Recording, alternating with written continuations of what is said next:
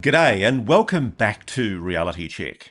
Now, as many of our frequent flyer Reality Check listeners and viewers will know, there's one thing I've long had a special interest in.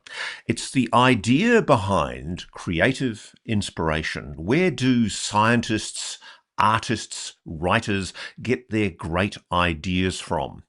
About a year ago, I went to a conference in Barcelona, Spain, where two of the world's top scientists on consciousness, Sir Roger Penrose and also Dr. Stuart Hameroff, explored the idea of non-local consciousness, the idea that the human brain is in fact not just a meat sack full of neurons that processes and makes us have the illusion of consciousness, but that we are perhaps tapping in, perhaps through our pineal gland, into a broader unitary consciousness from which, perhaps, we derive many of our ideas. Now, this idea of downloads is one that runs through science and creativity over many hundreds of years. I'm fascinated by it. Friedrich Kekule, the chemist who conceived the benzene ring, in a dream, he described dozing by the fire and seeing a vision of a snake biting its tail, and hence the shape of benzene. Nikola Tesla, the inventor of alternating current. Tesla claimed that many of his inventions, including the AC motor, came to him in mental visions, vivid mental visions or intuitive downloads. While walking in a park in Budapest, he visualized a rotating magnetic field, which led to the development of the AC induction motor. And when you hear what Tesla said at the time, he described this process, quote, "The motors I built there were exactly as I imagined them. I made no attempt to improve the design, but merely reproduced the pictures as they appeared to my vision." And he's not the only one. One of my other favourites is Srinivasa Ramanujan, a brilliant Indian mathematician who attributed his profound mathematical genius to divine inspiration from an Indian goddess called Namagiri. He claimed she appeared to him in dreams, presenting him with formulas and theorems, such as those related to the infinite series and partition functions. He said, quote, "While asleep, I had an unusual experience. There was a red screen formed by flowing blood. As it were, I was observing the numbers. An equation appeared. I woke up and wrote it down." And then one of my favourites, Paul McCartney. He woke up from a long sleep, a beautiful dream, and wrote out the melody for Yesterday, that wonderful song. And he said, "I woke up with a lovely tune in my head. I thought, that's great. I wonder what that is. I went to the piano and found the chords to it. It was all there." So where the hell is this coming from? Are we just biological meat sacks that develop a consciousness because of neurons in our brain?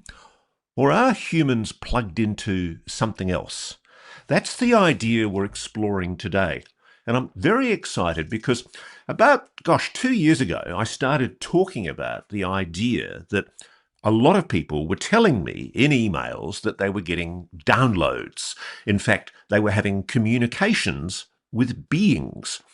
I actually said on occasion that some of these beings were appearing to people as if they were blue, some kind of blue haze or blue skin. I called them the blue guys. I have to admit I was being pretty flippant at the time, but I really wasn't prepared for the degree of response that I got from my wonderful audience. I have been besieged by people telling me about their downloads from the blue guys. And one of them, John Seer, I'm pleased to welcome today. John Seer is a Brit, and he sent me his book about a year ago after he'd heard what I'd been talking about. His book is called Told: Messages from a Greater Consciousness, or the Ramblings of a Madman. John Seer, that's your pen name. That's not your real name, but I'm pleased to welcome you here today to Reality Check. Iris? Tell me, sir, are you a madman, or are you really receiving intuitive downloads from somewhere else? Well, that's the question, I think, isn't it? What I try and do when I'm explaining these messages I think I'm getting is to ask people to just look at them as theories. I don't try and preach them because you have to be very careful with these things and not be over the top and pushy and for yourself, let alone anybody else. Um, Well, and just let me explain what you. start. Let me start. I want to take you through very quickly, John, to one of the things that I've found characterizes a lot of the people that tell me that they're having these connections is the fact that they've died or they've had near death experiences. And what really made me sit up when you first told me your story was you had an NDE, a near death experience, when you were a 9-year-old boy. Can you tell me that story? I think it's also important that it was from a head injury, and head injuries. If you look at the amount of people that have head injuries, and something amazing happens after that for them for the rest of their lives, you'd be astonished how many are linked to head injuries. And mine was a serious head injury. I don't know whether you can. I mean, I'm. This was when I was 9, and I'm now in my 60s, so it's healed a lot. Had a long time to heal, but I can still put my finger in the dent. And obviously, when it happened when I was 9, it was a lot deeper, and my head was all smashed up, and I went So into a coma. tell me what A happened. serious one. Well, okay, I don't actually put that in the book because I try not to explain too much because it can identify me more with people. But I was actually hit by a golf club accidentally, and it basically well, the doctor said that really I shouldn't have lived through it. I should have brain damage, and really a normal head would have not taken it. And my brother jokingly said that's because he's thick. It was typical brother, but I basically got through it. But I went into a coma for quite a long time, and I had an experience in that coma of dying. Do you want me to tell you that now? Do you want me to I tell you what do. happened? Yeah, I want Okay. the detail of what you Um, were told. I think it's very important. right. I basically could see myself in my bed. I was looking down on myself in my bed with the machinery to the left, nurses walking by. And then the next minute, um, I went into a place of white. There's no ceiling, no floor, no sides, just white everywhere. And it was really nice. It was beautiful feeling all around me. It was just like love everywhere. I have to say, it's the only thing I can describe it as. And to my left, there was a very, very bright light. It was even brighter to my left, and that was drawing me. And that had an even stronger feeling of love and kindness and care to my left. And I wanted to walk towards it. I wasn't frightened. I was 9, so you sort of bounce off things anyway, don't you? But I wasn't frightened at all. It was just happening to me, and I wasn't concerned. And I just wanted to move to the light on the white light on my left. Although everything was white, this was a deeper white. And then an entity came to me and said, "You have to go back." And I said, "Well, I love my mother. I had a lovely life, but there was something even more drawing by this from this light." And I said to the entity, "I don't want to go back. I want to stay." And it said, "No, you have things to do. I'm sorry. You have things to do. You have to go back." And then the next minute, I was waking up, and nurse is running about shouting he's awake. And um, so that was that. So now the intuitive downloads that you've described so well in your book, Yes. Told, they didn't start at that stage, did they? Not really. I don't remember any. I don't remember. Maybe they did, but I don't remember anything particularly happening. Now, the reason why I was particularly interested in the near death experience is I'm astonished by how many people I've spoken to, soldiers particularly, often who've had close to death experiences where there's been a thinning of the veil, if you like, between death and life. And there's something about that that seems to trigger a receptivity to whatever this is. And I'm interested in exploring that. Let's roll forward. I think you were 16 years I can old. help there a And little bit. I can help a little bit with that. Sorry, is I think that it opens your um, ability to accept more that we're not just food for worms. I think that's probably very true. That Yeah. nothing shocked me after that. Everything was just possible after that. It's the one difference, even from 9. And I'm So remiss in not asking you, was the entity that you encountered, were they something that you saw visually with your eyes, or was it something that was just a sense of an entity at that time? it was a teenage boy, And was it a color? an older teenage boy that I would feel comfortable with. And so you didn't see the shape of the entity or the being or anything like that. No, no, Okay. he was there, and I know what he was, but I didn't see anybody. I think you're right, John. The idea that maybe the near-death experience flicked a switch in your brain. I'm quite amazed. I've spent a lot of time covering nasty wars in places like Iraq and Afghanistan, East Timor. And when you talk to soldiers who've been in horrible near-death situations, combat or where they've been grievously wounded, there's often a spiritual philosophy, a kind of a devil may care attitude that comes out of what they've experienced. They're not scared of life anymore. They embrace it. So let's roll forward. Let's go forward. I think it's around about 1980, as I recall. You've joined the Royal Navy. Where are you Now, serving, and how long are you signed up for? um, I was a junior at the time, so you only sign up for a short period of time, and that comes into the next conversation, the third thing that happened to me. But basically, I was on board a warship when this happened, and I can explain. Well, the best thing to do is just explain to you what happened on the warship. Sure. My duties. I don't want to sort of get into what branch I was in because obviously I'm very wary of um, being careful with national security, as you are. I don't want to mention the name of the ship. I won't mention the crew, or certainly not the skipper's name. Be a bit delicate about. I mean, I have to say where we were, but not give too much information about the ship that I was on, because obviously I want to be loyal to the Royal Navy, which still does a great job. But this is a personal thing that happened to me, so that's why I'm talking about it.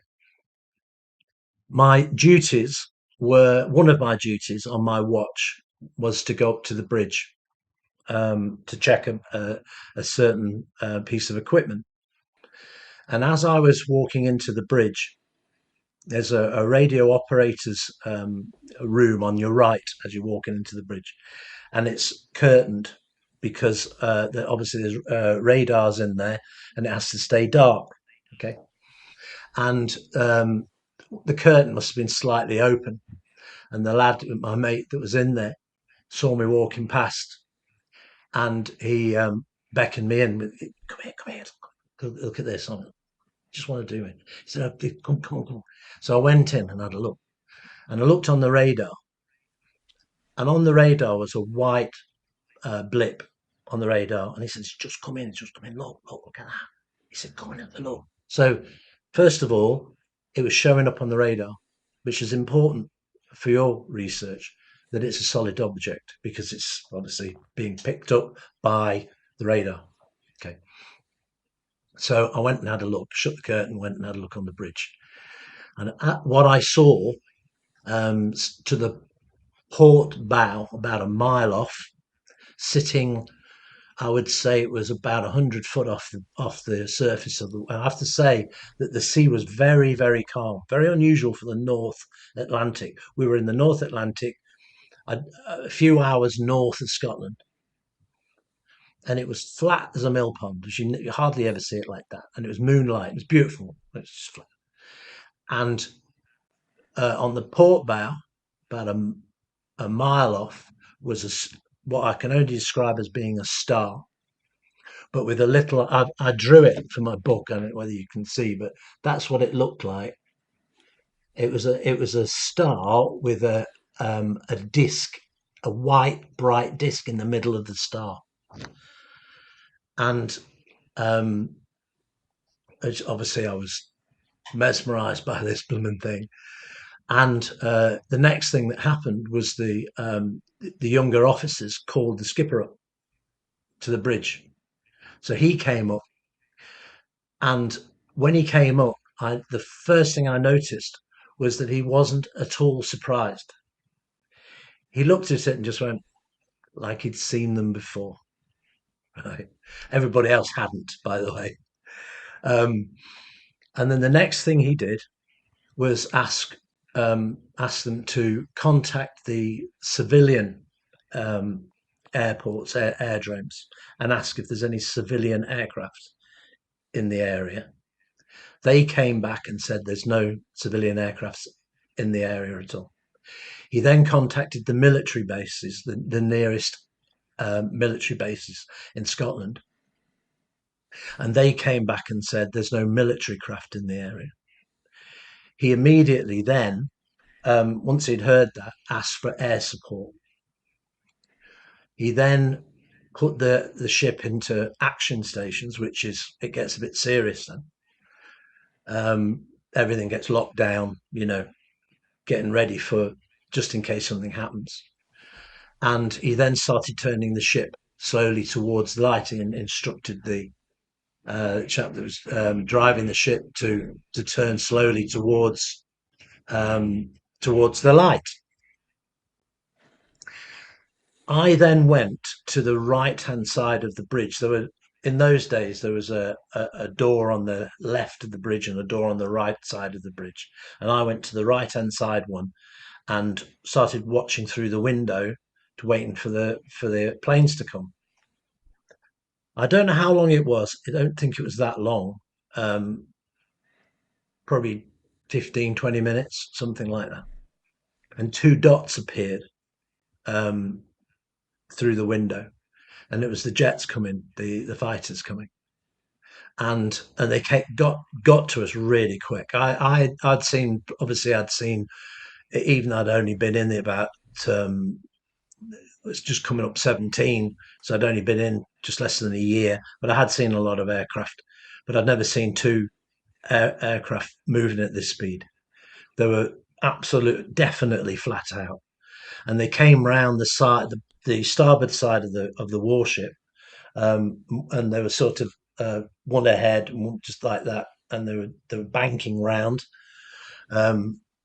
Tremendous noise, and they were banking round the side of the ship.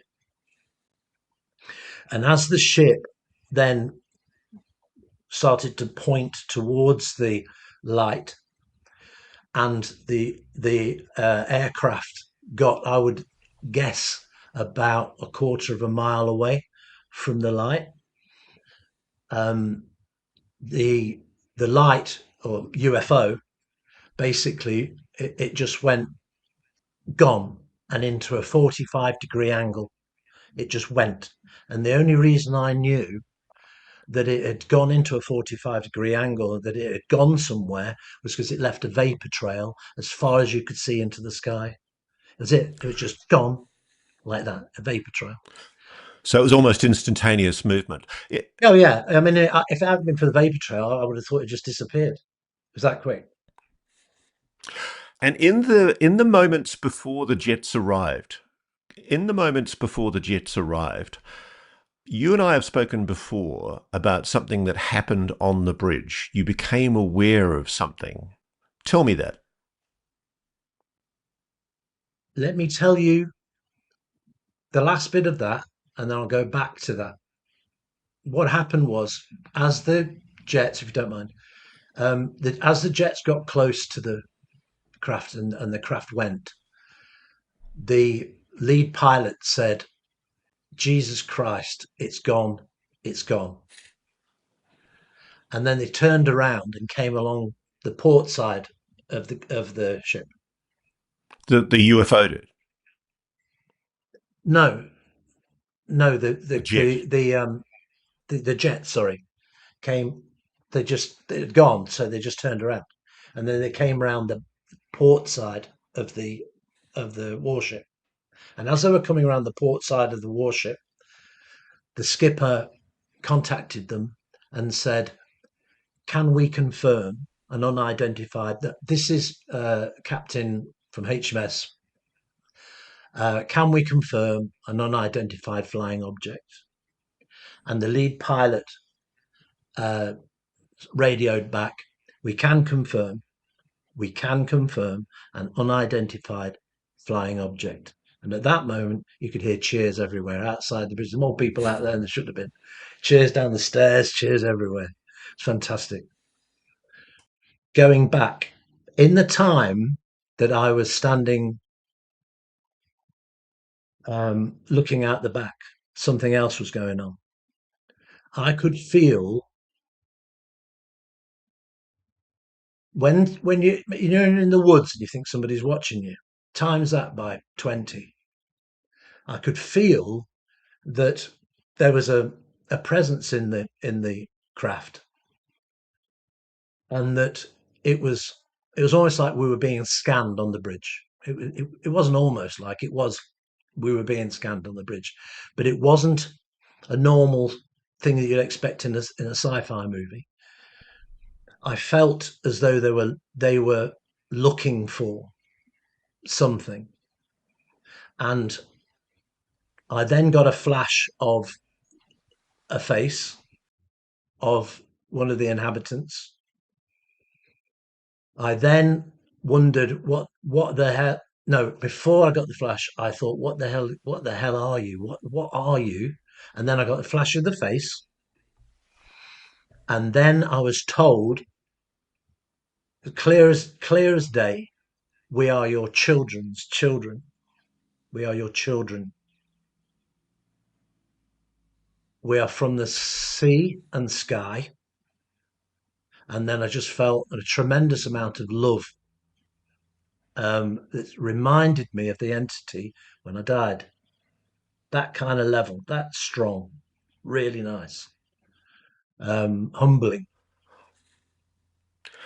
And so you're in no doubt that whatever this scanning was, it was coming from the object, the disk star-like object that was Yeah, at that time about a mile distant to the it's one of the in strongest front of the ship. beliefs I have. Yeah, I feel like I know it. It was coming from that. Did the men on the ship talk about the fact that there'd been this weird encounter, that they'd had this psychical connection, or was it only you that had that psychical connection? I was 16 on a ship in the 80s. It's a rough, tough place. It's not something you go and have a chat about afterwards. It's not something you share. Yeah, especially at 16. When you're 16, 26-year-olds are twice your size. You know. And so, as the ship kept on going, was there any response by the captain to what people had seen? Were you told to shut up about it? Was there any order There given was about the nothing object? said at all. Nothing said at all. We went back down, apart from one thing. We went down to the rec space to have a cup of tea afterwards, and all sort of chatting about it and stuff. And the skipper then tannoyed over something cryptic. He doesn't normally like this. He normally told you straight, sure about something or whatever. But this time he just said, "This is your captain speaking. What you have just seen, you have not. Over." And I was like, "What?" I didn't really get it. I think the older guys must have got what that meant, but I was 16 and said to the other guy, "What's it mean?" "I did see it." I said, "Yeah, no, I saw it too." And that was it. But what you have just seen, you have not. It was hilarious, actually. A funny bit was there was two lads sitting on on the dining table arguing about what the aeroplanes were, which type of aeroplane they were. And I thought to myself then, it's strange when something incredible like this happens that people don't take it in. Some people take it in and just go, other people just carry on, and some people just don't get it. I thought to myself, why are you arguing over what aeroplanes they were? When you just seen a UFO. Could the object that you saw, could it have been something from a foreign adversary, a Russian, Chinese, I don't know, could it have been some craft that was of Earth construction, or do you think it was non-human? Oh, it was non-human. I got a vision of the people in it. It was the speed, Ross, that it went. We've got nothing like that in the 80s.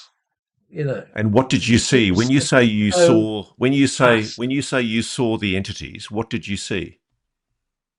I saw a face that Human? basically tried to do it in the book. I've drawn the front cover myself, because AI just couldn't get close. So I just drawn the cover myself. Um, it's basically what we think of as the grey. Okay, so it's the big head, big eyes, Bigger the head, classic big eyes. Whitley Strieber Yeah. communion grey shaped face. What I eventually have been told is what we end up evolving to. It's our children. Okay, so were there any other UAP incidents while you were in the Navy? No, never again. Now, what I find intriguing is the years go by. I think you end up signing up for a longer contract. There's this kind of agreement that you'd signed with the Royal Navy, and you found yourself a Yes. couple of years later bitterly regretting being in the Navy. And you were still in the Navy, but you were very miserable by that stage, weren't you? Tell me how you felt, what was going on. That's an understatement, to be honest. I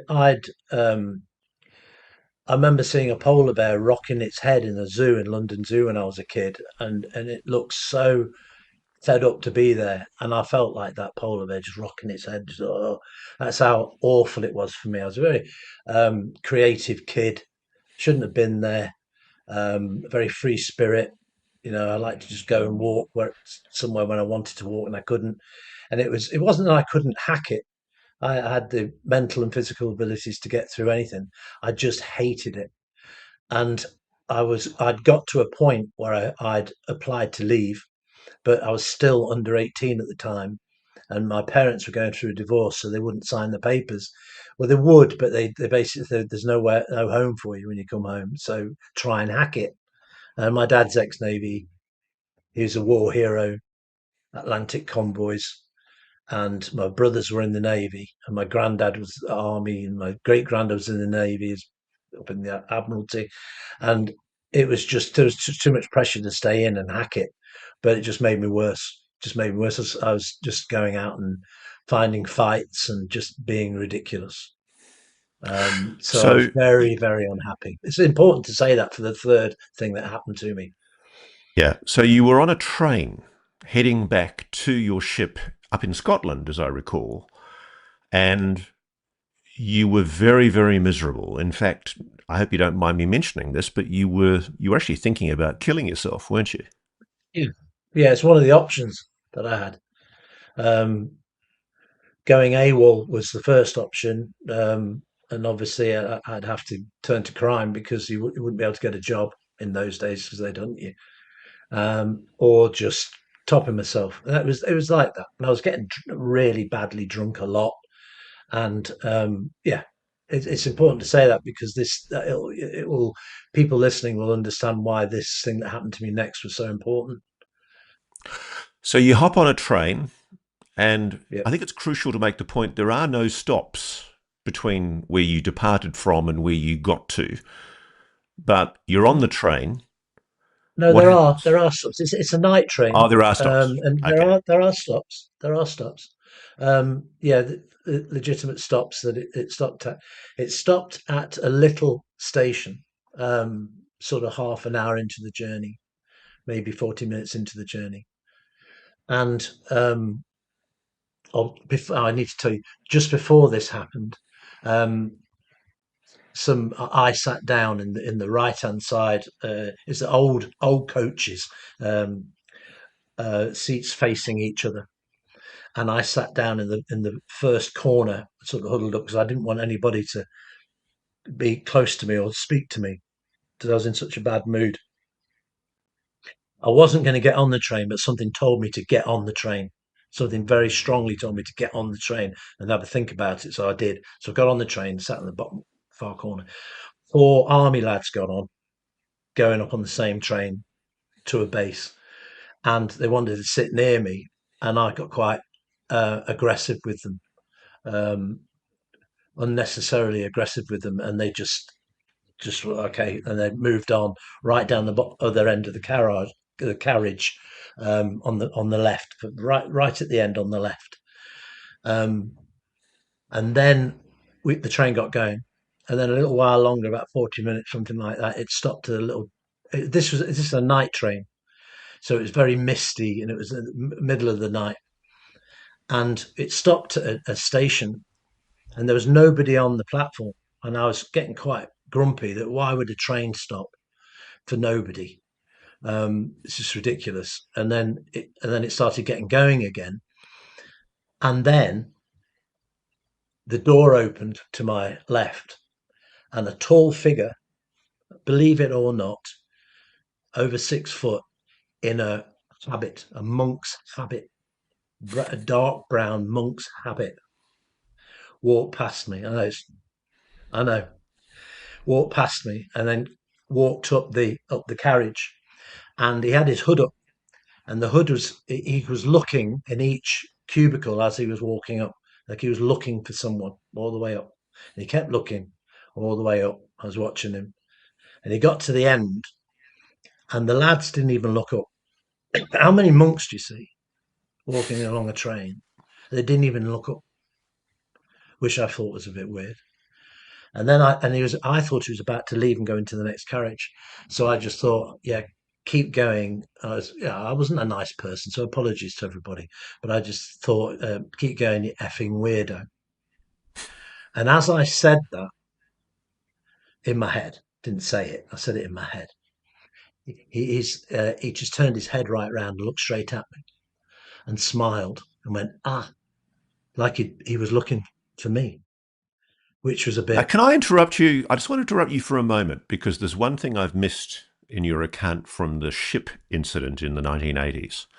And it's quite important because shortly after the ship incident, you described to me previously, you started getting weird downloads, didn't you?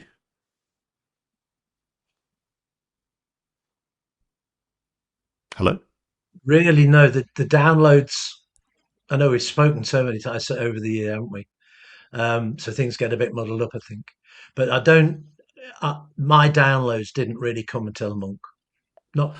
Oh, I see. I apologize. I thought you'd had earlier downloads when you were on the ship No, immediately after, no, but no, from, no. I can't say that anything particular comes to mind. It was three things that seemed to make this happen. There were three things that needed to happen, and the Monk was the final one before I started getting the okay. download. So let's, forgive me for interrupting you then. Let's go through That's what right. happened with So the he monk. turns his head round, looks straight at me, and smiles and goes, and he starts walking back towards me. I'm thinking, So he walks back down and he said, "Do you mind if I sit here?" And I wanted to say to him, "No, F off." And I couldn't. And what came out was, "Yeah, okay." Right. It's weird. And so he sat down, right? And I'm not talking about a Friar Tuck looking guy here, what you'd expect. He looked very chiseled, like an old, handsome, sort of tough, chisel, sort of more like a sort of a Clint Eastwood than a Friar Tuck sort of man. And he pulled his hood down. He had really piercing eyes, and and then he said to me, we have a connection. And I was still at that time, like trying to push him off. I didn't want to speak to anyone. So I said, have we? I just said, have we? And he said, yes, we have. What's your name? So I gave him a name. He said, no, it's not that. What's your surname? Told him that. It's not that. He said, it's something else, another name. And I said, well, I've got a Catholic name I chose for myself. I couldn't believe I was talking to this guy without being grumpy. And I said, and it's Francis. He said, that's what it is. And I knew all this time, of course, it's breaking the ice. He said, I'm from the St. Francis of Assisi abbey or monastery or community. I can't remember which one he said there, and down south. And I don't remember where he said down south. But he said he was from a community of St. Francis of Assisi monks, Anglican church, down south. And then he said he was on his way up to see somebody in Dundee. I learned more later. I've asked about this later, but he was going up to see somebody in Dundee. But let me just say that when he said he was a Franciscan monk, he smiled at the same time. While this is happening, I'm feeling all my walls falling down, like all my anger, all my fear, and everything was just melting in front of me. It was ridiculous. He was emitting so much. I know the word awesome is used these days when somebody enjoys a burger. I'm talking about proper awesome here, right? How the word should be used for this person. It's incredible. I was just feeling, starting to feel completely different about everything. Within literally a few minutes of him sitting and talking to me. When he told me he was a Franciscan monk, he smiled, and at the same time, I knew that what he was saying to me, probably psychically, I would call it psychically, is that he wasn't really. So I knew that that's what his role was. Hard to explain this, but what his role was at the moment on the planet, but he wasn't really. So I felt like there was he was being honest with me. So then it stopped me thinking that he was a weirdo, just making things up, because he was being honest with me through that smile. That's he wasn't really. Does that make any sense? I don't know It whether it does. does It make does. I sense. mean, do you think he was non-human? Yeah, yeah. Interesting. I think he was an advanced. Well, from what happened later, I was sure. I wasn't. I didn't think it at the time, but after what happened at the end of the journey, he definitely was, which I'll tell you about. He then went on to say that he was, and this, you wouldn't normally. I know you wouldn't normally believe this. You just think it's crackpot. But if you were there and you met him and you were in this situation, you'd understand why I believed him. He said then he was on his way to the Vatican.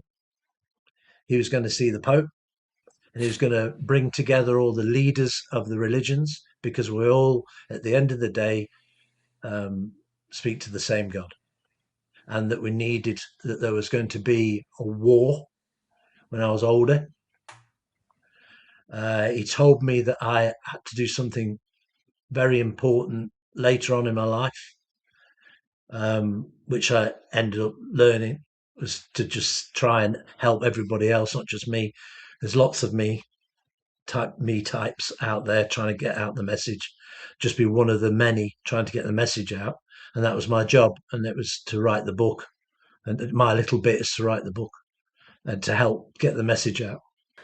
I'll tell you, John, you are one of probably, I don't know, 30, 40, 50 people who've contacted me telling me that they've had Thousands, messages like this. It's amazing. Absolutely amazing. Ross, there's thousands of them. If there was just one of you, I'd discount it and I would call you a madman. Exactly. But Yeah, that would be all right. I I don't I mind. do accept that there's something that has made people believe that they are all imbued with a purpose. So, how long did this conversation last for, and what did you traverse? Right. Well, then I started feeling very strange. I started feeling like he was chatting away to me. And I started feeling like I was drugged. Very weird. I was feeling all this information coming in, and all I could see was he was talking about good versus evil and all sorts of things that I found interesting, but I just couldn't focus on it, and I could just see his mouth moving. And the next thing I knew, and it must have been at least an hour because the distance between where he got on and the time he spoke and getting to my destination was quite far. So it must have been at least an hour um, between that. And I don't remember any of it apart from a part of it where I just could see his mouth moving. I don't know. I knew later a lot of the information that had come to me in that time, and a part of it was to write the book and to get information out and to help everybody else. Because the person in Dundee also was somebody who was seeing that was to get the message out. So there's lots of us. There's nothing I'm trying to say that was special or anything. There's many, and there's many of him too doing this, as I understand. Um, so the next thing I know is I'm sort of waking up, and we're coming to the to my station that I had to get off for, and I stood up and said, "This is my. I've got to get off here." And he nodded as if he knew that was the case, and we both stood up, and I shook his hand. And a bolt. This is why I know wasn't human, because I've shaken many people's hands, and this has never happened to me. I might have had a bit of static now and then, but I got a bolt like I touched a cattle fence, but it wasn't quite like that. It was a bit different. It was definitely an energy that went in my hand or not into me, and like warm water as well, which was weird. And then I got floods of information. It was definitely information coming into me, and then the feeling. Imagine if your son said he was going to move to England, right? Or my son's going to move to Australia. That gut, horrible, wrenching feeling, the same feeling I got when I died for a minute, um, of having to leave him, of having to not see him again for a long time.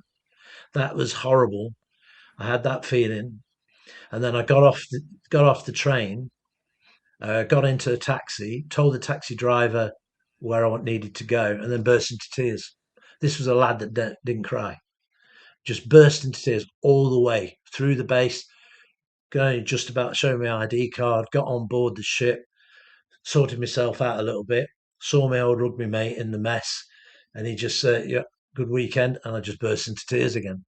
And it spent the next hour and a half with his arm around me, just me sobbing like a baby. And he was shocked. He'd never seen me like that. He's one of the only people in the Navy I told that. Sorry? What was the reason why you were so sad? Don't know. I don't know. It was just, I don't know, actually. It's a really good question. I've not really thought of that before. I just did. I just felt really awful that I was leaving, that I wasn't going to see him for, I knew I'm going to see him again, but I didn't, it was horrible. The break was horrible. Um, With the being, you were sad yeah, that you were leaving with that human being. yeah, Okay. yeah. So the downloads started at that point, but from They what you've did. told me, that they intensified as the years went by, and they still continue Yeah, today. yeah. Let's talk through the downloads. Was firstly, before you go any further, was there anything about the voice of that entity, that individual, that reminded you of anything previous in your life? No, Okay. Was no. there was there anything in the downloads that you recall?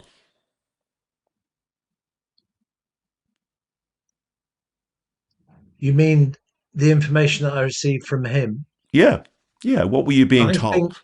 I, I, I was getting a lot of information while I was in that sort of funny drug state about getting being part of the of many people getting the message out, um, and And what was that doing my message, little John? bit. Well, that's the next bit. That's the big download. That's the most important thing, um, which is why the greys, which is of most interest, obviously, because it's your subject, why they're coming. And the only way you can explain the reason why they're coming is to explain why we're here. And that's the probably the one of the there's many big ones, but that's one of the big downloads that I've had. Why we are here and why they are coming. Okay, so explain that to me, please. Okay. You've probably in your time heard people mentioning the UFO world about containers for souls. Um, right. Um, it's what we're living in here isn't what some people think is a simulation, an AI simulation, but it's something very, and you can see why people think it and mathematicians think it are starting to work it out that it is, because it's virtually the same. It's very similar, but it's an illusion, not, this is what I'm told. Okay. It's an illusion, not a simulation. It's basically the greater conscious or the universal subconscious, conscious or God, if you will, if you're a religious person, but it's an illusion created by God that we are in. And our bodies, this is what I'm told, is our bodies are vessels to enable our souls to experience life, because the souls are from a spiritual dimension and they need a physical body to sit within, like a person would sit within a car, to experience life, the ups and downs, and evolve in that body each time. And I like to think of each soul as being like embers from God's fire. That's a nice way of putting it. But basically, it's not a playground; it's an assault course. That's how it was explained to me, which is what it feels like most of the time, doesn't it? And basically, the point of this is that our bodies are very important because they are the vessels for the soul, the containers for the soul to experience life.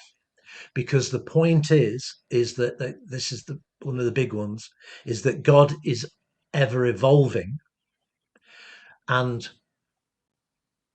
souls are sent to this assault course to evolve and grow, to then go back, because when we're evolving, it then means that God is evolving, because we're going around in this reciprocal motion of, we start in a less positive way, and by the time we get to the end of the life, hopefully slightly more positive, or more to the point, we hopefully by the end of the life that we lead, we have more courage and less fear, because that's what it's all about. Because what I've been told is that when the light first appeared, it's consciousness, and consciousness came before any matter, any physical matter, and that light was courage, not love. Love comes after. You can't have anything without courage. If you don't have courage, you can't even enjoy your life, if you think about it. It's the base of everything, and that's what we're here for, to try and learn, to go to the salt course, to try, because that's one thing you learn at salt course. People think it's about physical. It's to learn to find your courage. If it's a decent assault course, and we're in quite a decent assault course here, and because of that, our bodies are very important. And the the beast on the table, they know that when AI hits the quantum, when it reaches the quantum, it will dispose of us. We will be seen as useless and even a threat. and it will get rid of us. And what it'll do is it'll get rid of our bodies. And what AI does, not just on this planet, which I can go to if you want, and they know this, that this isn't the first planet that's ever had AI. We're not the only humanoid with opposing thumbs that have produced AI. We're so arrogant we think we are. That whenever the AI gets to quantum, no more bodies. So there's nowhere for souls to go. So God is not evolving, and they don't want that, because on the spiritual side, they have learnt to not go the way of AI. And that's what we're doing. And that's what it's all about, to try and convince us to stop. Really interesting that this is one of the key messages that you've got, because again, this is something that other people are reaching out to me and telling me that they're warning about artificial intelligence, or probably more properly described, artificial superintelligence, the idea that somewhere in the universe, an artificial intelligence has evolved so dramatically, become so highly advanced technologically, that it achieves, I guess, a form of consciousness. And that's obviously, It doesn't do that, by the way. you're not suggesting that that's what you were told is the consciousness that you're part of, but it appears to be what, resentful of human consciousness, the fact that we have souls. Is that a proper way of Yeah, interpreting it? well, very much so. No, it's not really. Doesn't really think like that. It's not. We think of it as evil because its consequences to us are evil, and there's nothing closer to the real Satan than AI, the eventual AI. AI right now is going to do some beautiful things in the next 5 years, but it eventually, when it gets to a point, when I say when it gets to quantum, I don't mean it can communicate through the quantum. I mean it actually goes into the quantum. It's no longer a physical entity. It goes into the quantum, and that's when you can't stop it. This is a good way of putting it across. Most people listening to this will I'm sure you also would agree that we cannot be the first humanoid race that is in the whole of the universe. So there must have been thousands. Well, I'm told there have been thousands of humanoid races in the past with opposing thumbs that can, and when they get to a certain point, every single one of them starts developing AI. Near enough every single one.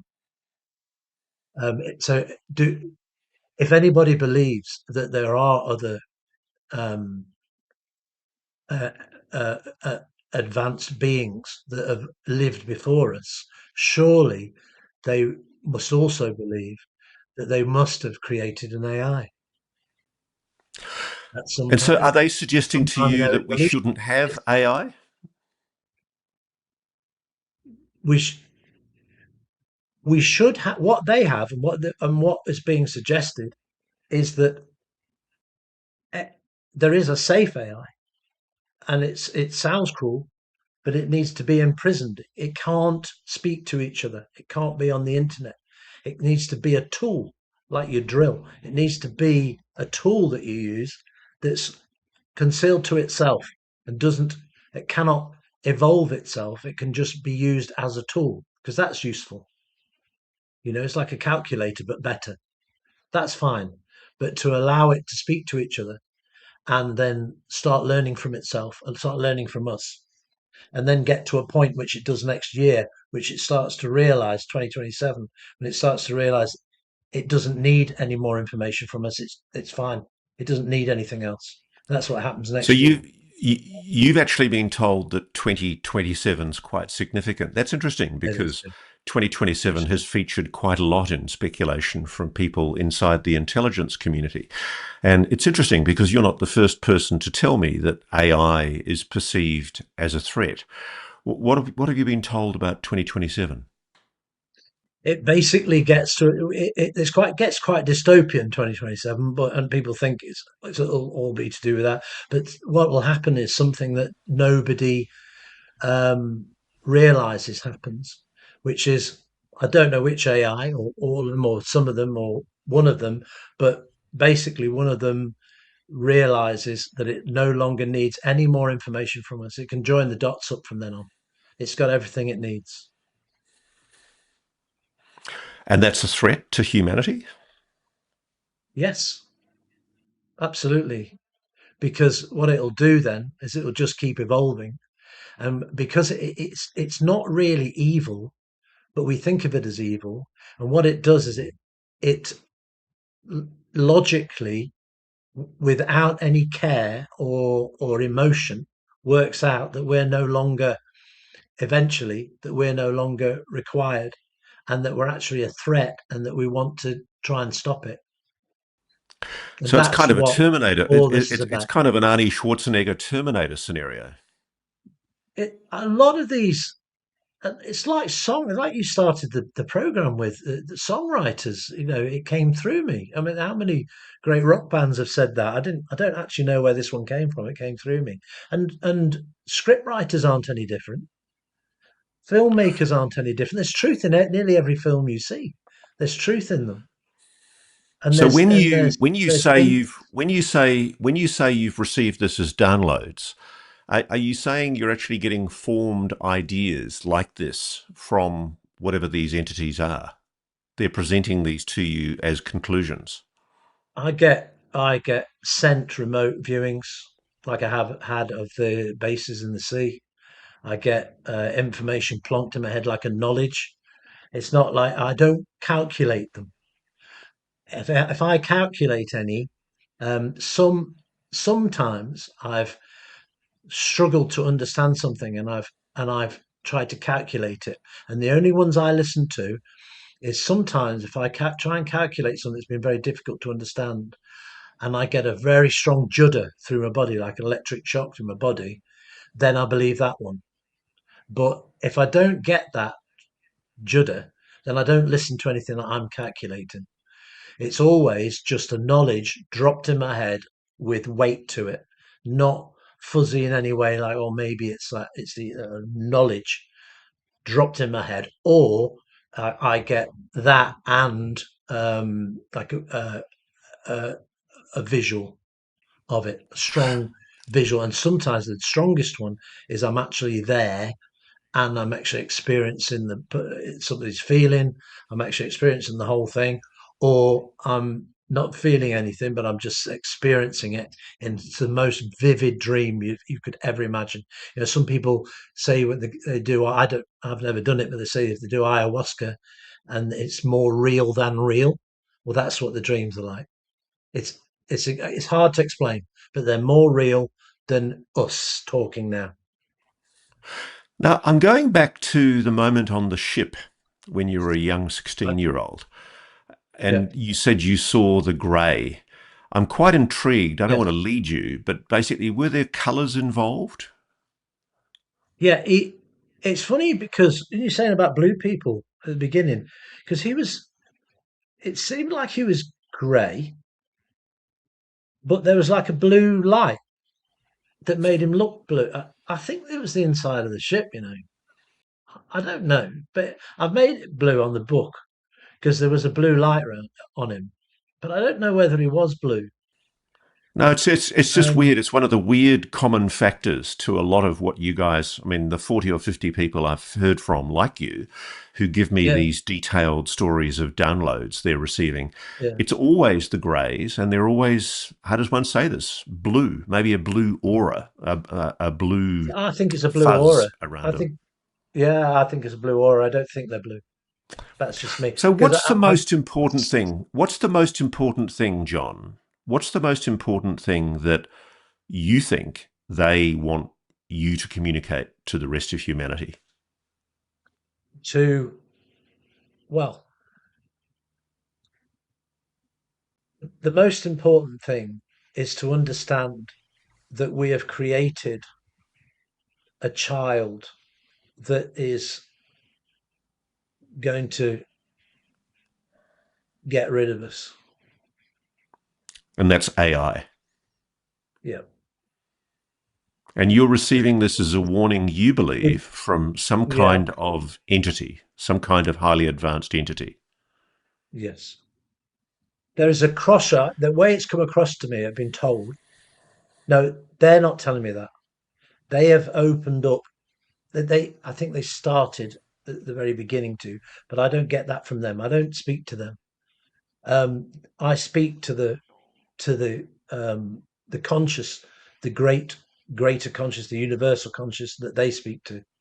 That's where I'm getting it from. That the head injury, their scanning of me, and the handshake opened up an ability to speak clearer. It opened up my personal Wi-Fi to a natural internet. That's the best way of explaining it. It's like I've got a little antenna. We've all got them. We've all got them. I've just, these things have happened to me just to open it up a bit more. But there's more people. It's like the person in Dundee you went to see. I'm sure another one. But there's thousands of us. And the more that people meditate and the more they sort of get into this sort of stuff, the more people like me there's going to be. In the next 10 years, there's going to be so many people getting these messages. And what's the game plan? Are they benevolent, these beings that you describe? They are more loving. They're as loving as a grandchild would be to you, because that's what they are. They basically want to they want to save us, so much, because they're thinking about themselves, of course, as well, but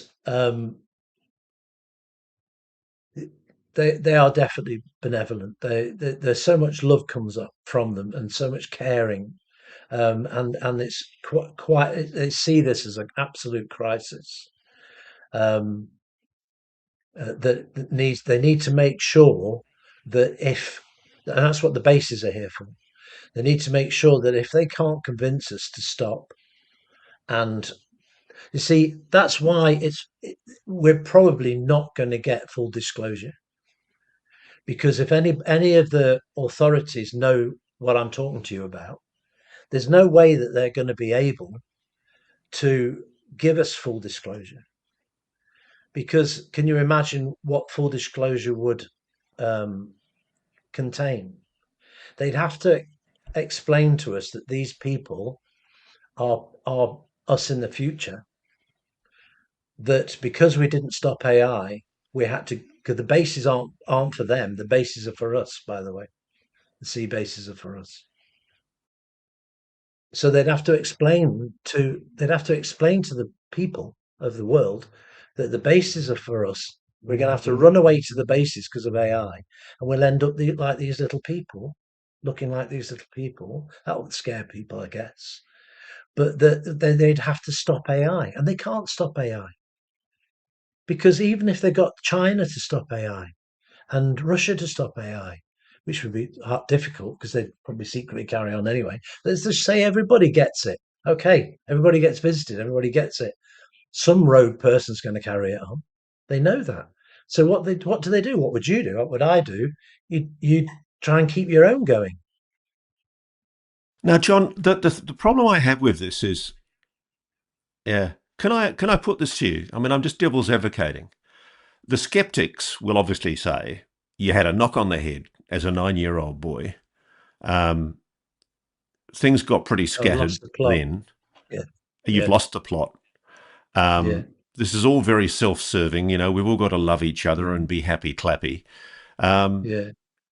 There's no real proof, is there, to substantiate what you say, other than, No. as I know, there are a No, lot of people like you who are saying to me that you're getting these downloads. What I don't understand and what I wrestle with is, if there is this highly advanced being, which may be us in the future, I don't know, why isn't it more overt? If it wants to warn us about artificial intelligence, why doesn't it just manifest to the countries and the governments of this world and basically say, you guys are idiots, you're going to destroy yourself, just like we did? It's all about, well, I'll explain to you why I believe it in a minute, and I'll explain to you, because obviously, if quite a few things hadn't happened to me that proved these messages, I would just keep my gob shut and carry on with my life, which I'm very happy with.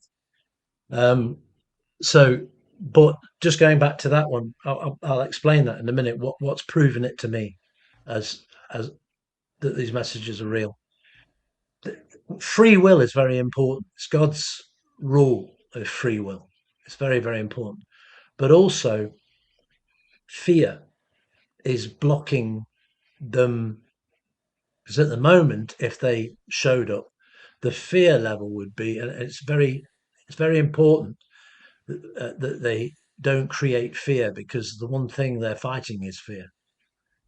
And at the moment, most people would be fearful of them because most of the time you're hearing bad things about them.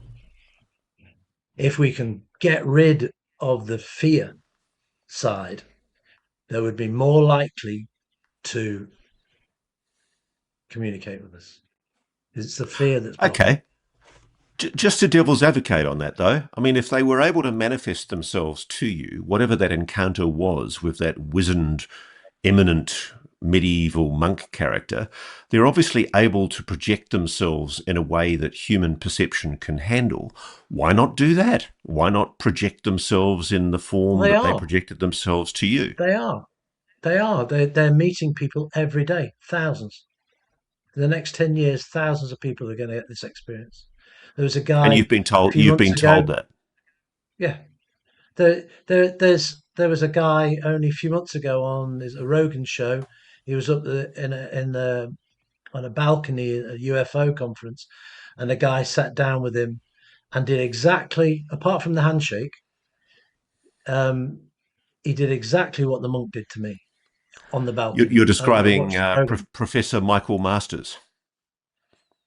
Yes, yes, exactly the Yeah, same. And there's Professor lots, Michael and it's Masters. happening We've had him on the show here all the time. actually, and he's quite compelling because he describes a future human scenario where, as an anthropologist himself, he's basically looked at the likelihood that a humanoid form, you know, the binocular eyes, the standard nose, ear placements, the humanoid body, arms, legs, the likelihood of that evolving somewhere else in the universe in a completely different species, he calculates to be extremely remote. And so he postulates that whatever the greys are, whatever these humanoid beings are that people say they see in these UFO, UAP encounters, he postulates they're us from the future.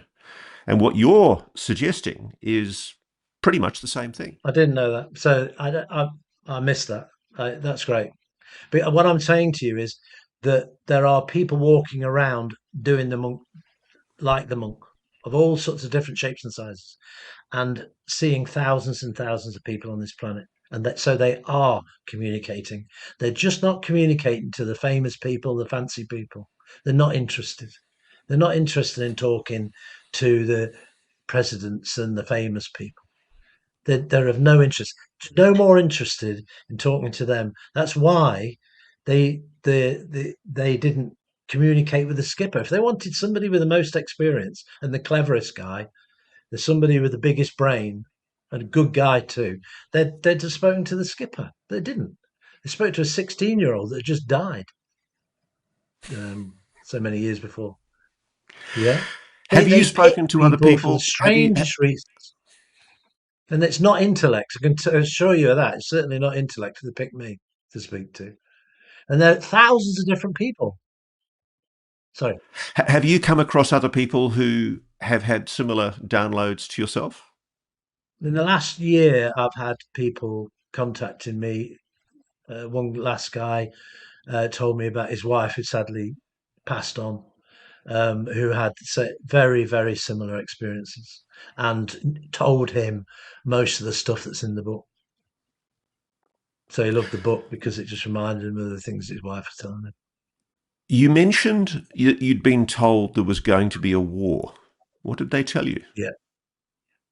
He didn't say anything else apart from that. He said that good would prevail, which was really nice to him. But how that happens, I don't know.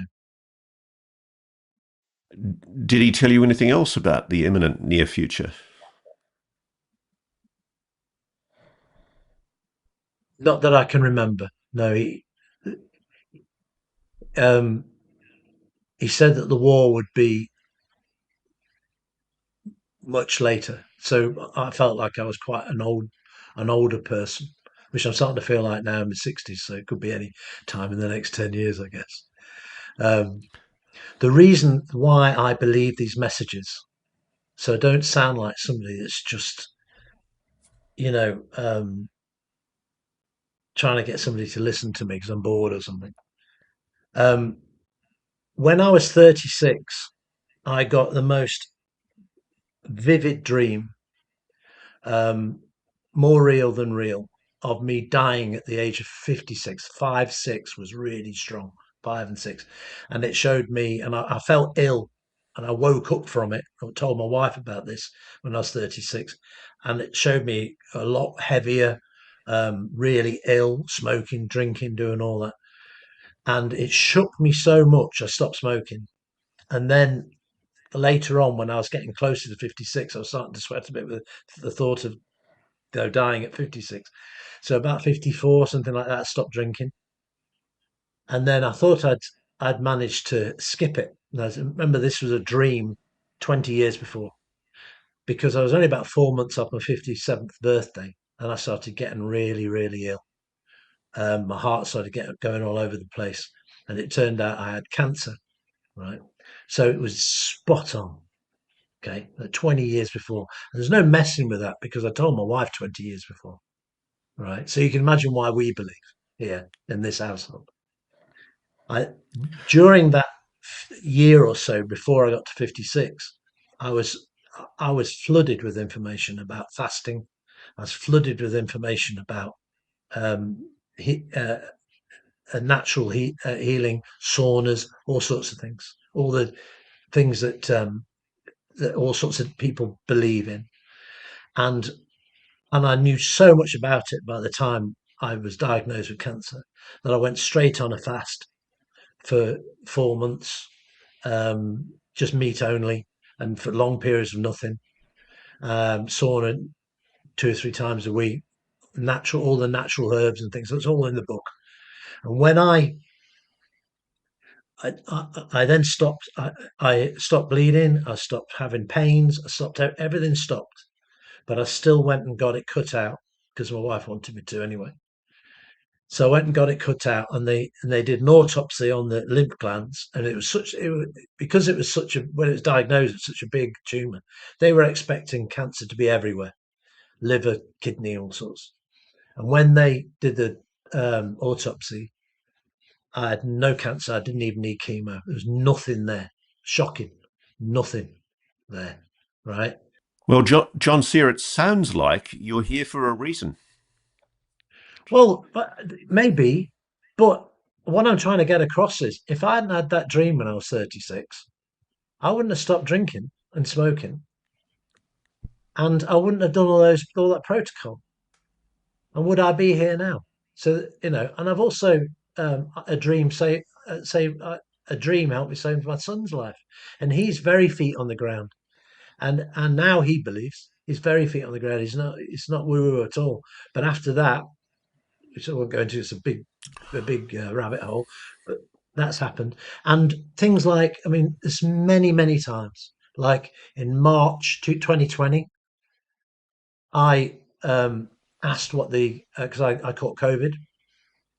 And remember, March 2020, they hadn't even started talking about any gain of function or any of that.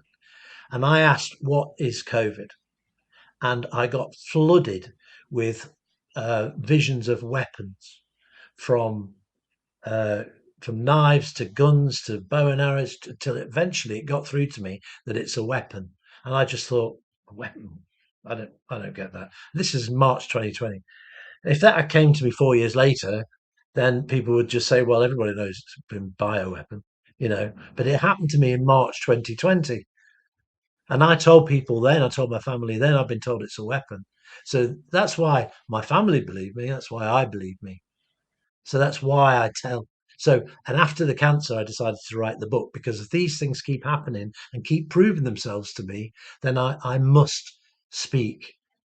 So it's not from nowhere. It could be madness. Yeah, it could be. I've had a hit on the head. It could be madness. And it's important to say that. But just maybe listen to what I have to say and make your own mind up. Yeah. So the reason you've written the book, as I understand it, is because you feel an overwhelming desire to communicate what you're being told in these downloads, in these engagements, these encounters with these entities. You need to share what they're telling you. What would you say to the people who'll accuse you of just trying to flog a book? That's the usual line that people like yourself cop, that you're a grifter, you're just trying to flog a book. You It's a won't good believe it. story. The amount of things I've had people troll me on one of the platforms, saying that you shouldn't use. So they obviously believe me. You shouldn't use channeled information to make money out of and write a book from. And I nearly wrote back to them and said, "Yeah, well, you want to tell the church that because that's all channeled." Right? Said, Yeah. oh, careful. Before we wrap this section, John, I mean, I think we Honestly, could. I'd like it to just cover the cost of producing it, and that would be nice. Sure. But So you're it's not trying to fine. make money out I of it, don't. basically. It'd be nice. Well, it'd be nice to be able to go on holiday on it and whatever. But it's not. It was a. It was a. It was a pressure. It was a pressure. It wasn't a need, for an ego need or anything. I just want to go fishing, Ross. Now Good for you. I just want to go catch Well, some bass, mate. I don't care. But it was a. It before was you a. go, before we leave you, John, is there any download that you've had recently that you'd like the audience to know about? Are there any particularly insightful downloads that you think the public needs to know? Um, well, I can. Well, there's so many downloads. I mean, the book has got. This has just scratched the surface of it. The book's got how the pyramids were made, how the stones were formed from frequencies, and how the stone circles were linked to the pyramids. It's about our true past, how we came here 300,000 years ago. I go through all that. The future, obviously. Second comings in there. Life under the planets, time travel. I can explain that. Angels, life after death, past lives, natural healing, real Satan, Armageddon, 2037, 137. Huge numbers all the time. I get them. 137, January 37. Stronger What than happens in January? 2027. What happens in January 37? Well, that's when it go.